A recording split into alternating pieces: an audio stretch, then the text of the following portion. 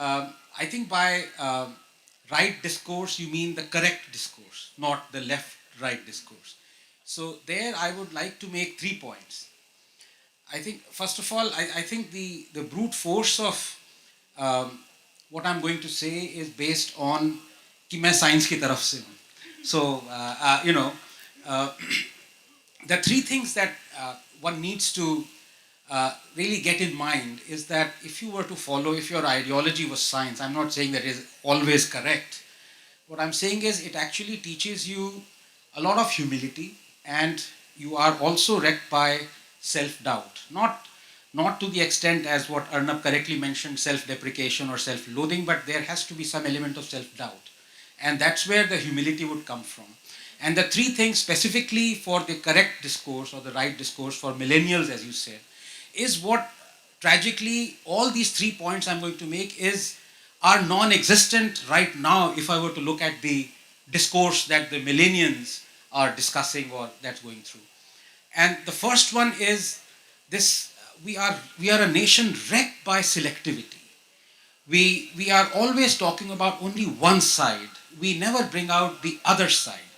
And this, a lot of people over the social media have been very perturbed by. For example, you would always, for the last 5 years, you would always talk about freedom of expression that has been trampled upon by BJP without even bringing once that freedom of expression. We have constitution amendments that protect the people who go after people who want to have their freedom of expression. We have Congress where hundreds of instances that are even worse than BJP, but that is never brought out. You only keep on talking about one set of violations, that is by the BJP. Similarly, when you talk of lynchings, when you talk of mob attacks, you only talk of Hindu mob attacks on Muslims. You never talk about more than 150 Muslim mob hate crime attacks on Dalits, Hindus, Dalits, and non-Dalits.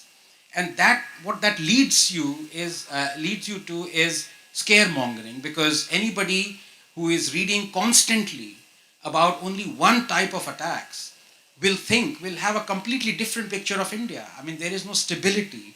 He would think that India is now everything that is wrong that has been happening, almost like a Cambrian explosion happened after Narendra Modi came to power in 2014. Before that, it was like a Garden of Eden. Everything was absolutely fine. But if you look at science and anything that you publish, at the end of whatever your thesis is, there would be about 20 to 30 citations, references. And those references are meant to indicate that we have read all prior literature. Now, if somebody were to say that, look, this Hindu mob attack has happened on Muslims, and you were to publish it in a scientific journal, it is incumbent upon you to having read all prior literatures of all mob attacks. And there you would find that, yes, if there were 5 Hindu mob attacks, there were 5 Muslim mob attacks as well. And that itself would, lead you to not be, scared or not indulge in scaremongering. So this selectivity that in fact first was told by Dr. Ambedkar, he criticized Hinduism like no other leader has. He has lampooned, in fact, he left the fold of Hinduism and he became a Buddhist. So no more indictment of Hinduism any leader could have brought about, except what Dr. Ambedkar did. And he was the person who actually said that yes, people are always criticizing Hinduism, but do they know that these are the ills of Islam as well? Now, he could very well have said, I mean, considering that many people from the left say that, look, they always bring about the fact that Ambedkar hated Hinduism, but they never bring out the thing he also hated Islam or talked about the ills of Islam. So that's point number one. Point number two, which is also very important, and that is that I see a lot in the so-called right wing as well as is the tradition of the left wing, is what is called the social Darwinism, which is that you misappropriate the thoughts of Darwin, which is selection of the fittest, which incidentally was not his phrase but was inserted in the second edition of Origin of Species, and you apply it to a society. And there is a misapplication of it.